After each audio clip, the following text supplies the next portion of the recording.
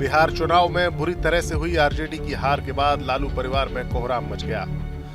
लालू यादव की दूसरी बेटी रोहिणी आचार्य ने तेजस्वी यादव के सहयोगी संजय यादव और रमीज पर निशाना साधा और आरोप लगाया कि ऐसा करने पर उन्हें चप्पल तक दिखाई गई। रोहिणी के अलावा लालू की 3 और बेटियां पटना का घर छोड़ गईं और इसी बीच 17 नवंबर को आरजेडी के नए विधायकों की मीटिंग हुई, जहां तेजस्वी और लालू दोनों नजर आए। चुनावी हार को लेकर मंगलवार को आरजेडी के नए विधायकों की एक बैठक बुलाई गई थी। इस बैठक में विधायकों के साथ तेजस्वी यादव भी मौजूद थे। बैठक में लालू यादव, उनकी पत्नी राबड़ी देवी और उनकी सबसे बड़ी बेटी और पाटलिपुत्र से सांसद मीसा भारती भी मौजूद थी। मीडिया रिपोर्ट्स के मुताबिक इस बैठक में तेजस्वी यादव ने विधायकों को संबोधित करते हुए एक भावुक वक्तव्य दिया।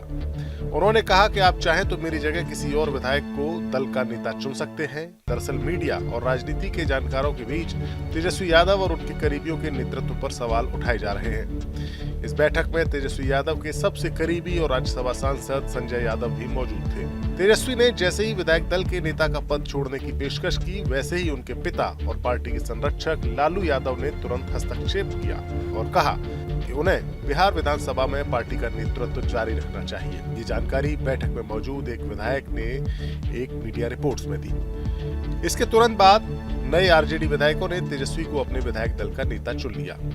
इनडायरेक्टली तेजस्वी ने अपनी बहन रोहिणी पर भी हमला बोला और कहा कि उनसे किसी नेता का टिकट काटने को कहा गया था, लेकिन उन्होंने ऐसा नहीं किया। फिर उन्होंने विधायकों से सवाल किया कि मुझे अपना परिवार देखना चाहिए या फिर पार्टी को देखना चाहिए। इस मीटिंग में पार्टी के खराब प्रदर्शन को लेकर भी चर्चा हुई। बैठक में आरजेडी के सीनियर लीडर जगदानंद सिंह ने कहा कि ईवीएम में छेड़छाड़ के कारण ये रिजल्ट खराब आए हैं, मशीनों का दुरुपयोग किया गया है।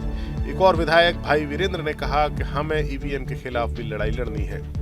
इस विधानसभा चुनाव में आरजेडी का प्रदर्शन बेहद खराब रहा। 243 सदस्यीय विधानसभा में उसे केवल 25 सीटें हासिल हुई हैं। वो तीसरे नंबर की पार्टी बनी है, जबकि जेडीयू भाजपा की लीडरशिप वाले एनडीए को बम्पर जीत मिली है और एनडीए ने 202 सीटों पर जीत हासिल की है। भाई वीरेंद्र ने मीडिया से बात करते हुए इसी आरोप को दोहराया। उन्होंने कहा कि हमें ईवीएम के खिलाफ लड़ना होगा। हमारी मांग है कि चुनाव बैलेट पेपर से होने चाहिए। इससे पहले साल 2020 के चुनाव में आरजेडी सबसे बड़ी पार्टी बनकर उभरी थी। तब आरजेडी के विधायक दल के नेता तेजस्वी नेता प्रतिपक्ष थे। इस बार भी तेजस्वी की नेता प्रतिपक्ष की कुर्सी बच जाएगी, लेकिन महज 2 सीटों से। 243 सीटों पर विधानसभा में मुख्य विपक्षी दल का दर्जा हासिल करने वाली पार्टी को 10% विधायक, पार्टी के पास 10% विधायक होने चाहिए, यानी 24 सीटें। अगर आरजेडी को 23 सीटें मिलती तो आरजेडी को मुख्य विपक्षी दल तेजस्वी को नेता विपक्ष का दर्जा भी नहीं मिलता।